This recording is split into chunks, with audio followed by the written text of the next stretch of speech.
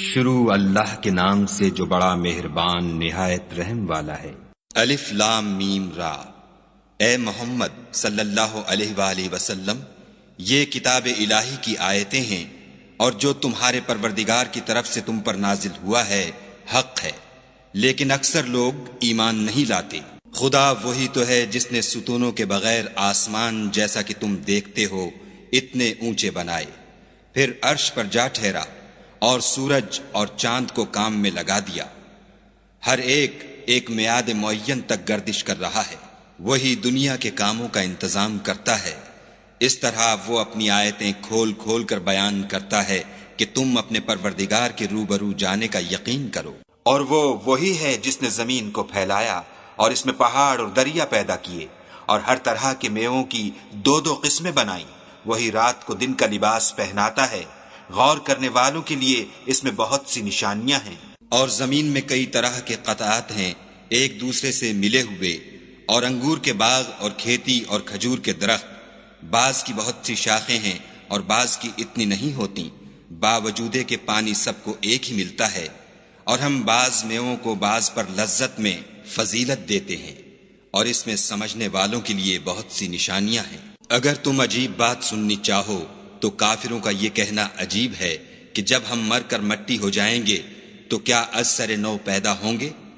یہی لوگ ہیں جو اپنے پروردگار سے منکر ہوئے ہیں، اور یہی ہیں جن کی گردنوں میں طوق ہوں گے، اور یہی اہل دوزخ ہیں کہ ہمیشہ اس میں جلتے رہیں گے۔ اور یہ لوگ بھلائی سے پہلے تم سے برائی کے جلد خواستگار یعنی طالب عذاب ہیں، حالانکہ ان سے پہلے عذاب واقع ہو چکے ہیں، اور تمہارا پروردگار لوگوں کو باوجود ان کی بے انصافیوں کے معاف کرنے والا ہے، اور بے شک تمہارا پروردگار سخت عذاب دینے والا ہے۔ اور کافر لوگ کہتے ہیں کہ اس پیغمبر پر اس کے پروردگار کی طرف سے کوئی نشانی نازل نہیں ہوئی، سو اے محمد صلی اللہ علیہ وآلہ وسلم، تم تو صرف ہدایت کرنے والے ہو، اور ہر ایک قوم کے لیے رہنما ہوا کرتا ہے۔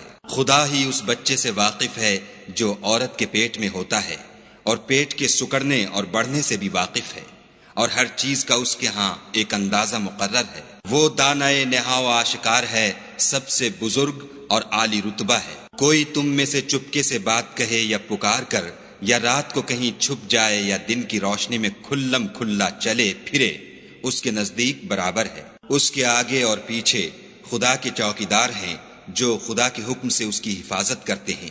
خدا اس نعمت کو جو کسی قوم کو حاصل ہے نہیں بدلتا جب تک کہ وہ اپنی حالت کو نہ بدلے، اور جب خدا کسی قوم کے ساتھ برائی کا ارادہ کرتا ہے تو پھر وہ پھر نہیں سکتی، اور خدا کے سوا ان کا کوئی مددگار نہیں ہوتا۔ اور وہی تو ہے جو تم کو ڈرانے اور امید دلانے کے لیے بجلی دکھاتا اور بھاری بھاری بادل پیدا کرتا ہے، اور رعد اور فرشتے سب اس کے خوف سے اس کی تسبیح و تحمید کرتے رہتے ہیں۔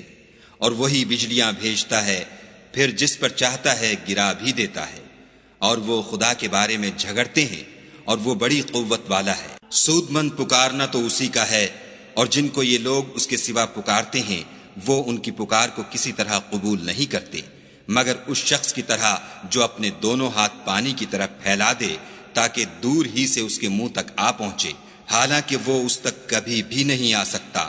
اور اسی طرح کافروں کی پکار بیکار ہے۔ اور جتنی مخلوقات آسمانوں اور زمین میں ہے، خوشی سے یا زبردستی سے خدا کے آگے سجدہ کرتی ہے، اور ان کے سائے بھی صبح و شام سجدے کرتے ہیں۔ ان سے پوچھو کہ آسمانوں اور زمین کا پروردگار کون ہے؟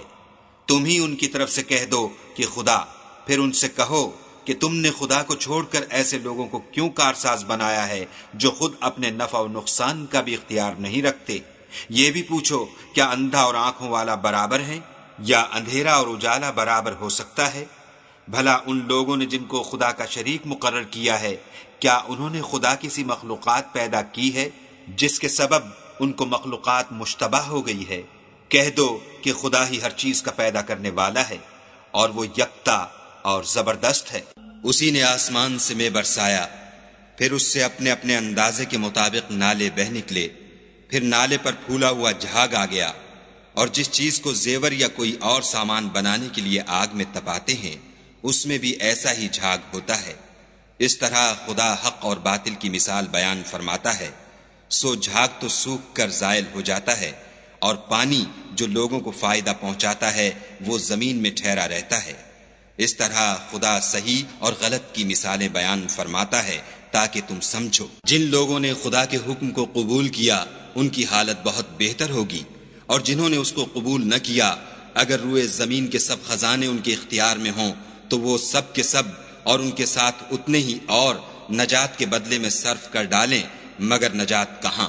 ایسے لوگوں کا حساب بھی برا ہوگا اور ان کا ٹھکانہ بھی دوزخ ہے، اور وہ بری جگہ ہے۔ بھلا جو شخص یہ جانتا ہے کہ جو کچھ تمہارے پروردگار کی طرف سے تم پر نازل ہوا ہے حق ہے، وہ اس شخص کی طرح ہے جو اندھا ہے، اور سمجھتے تو وہی ہیں جو عقل مند ہیں، جو خدا کے عہد کو پورا کرتے ہیں اور اقرار کو نہیں توڑتے، اور جن رشتہ ہائے قرابت کے جوڑے رکھنے کا خدا نے حکم دیا ان کو جوڑے رکھتے اور اپنے پروردگار سے ڈرتے رہتے